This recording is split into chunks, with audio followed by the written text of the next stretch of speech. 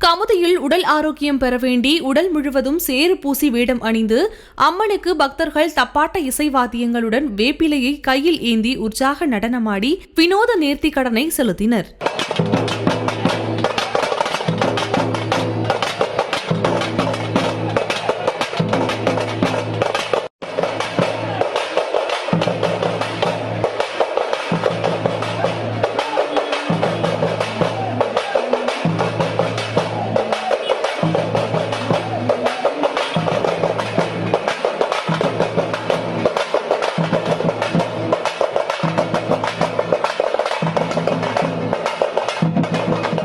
ராமநாதபுரம் மாவட்டம் கமுதியில் அமைந்துள்ள அருள்மிகு ஸ்ரீ முத்துமாரியம்மன் வருடாந்திர பங்குனி பொங்கல் உற்சவ 11 நாள் திருவிழா கடந்த 2ஆம் தேதி காப்பு கட்டி கொடியேற்றத்துடன் தொடங்கப்பட்டது.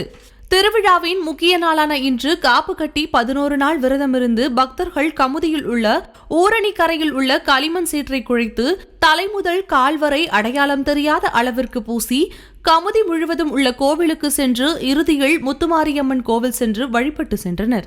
100 ஆண்டுகளுக்கும் மேலாக இந்த வழக்கம் மேற்கொள்ளப்பட்டு வருவதாக சொல்லும் பக்தர்கள் உடலில் சேறு பூசிக்கொள்வதால் கோடை காலங்களில் ஏற்படும் நோய்கள் வராது எனவும் தெரிவித்துள்ளனர்.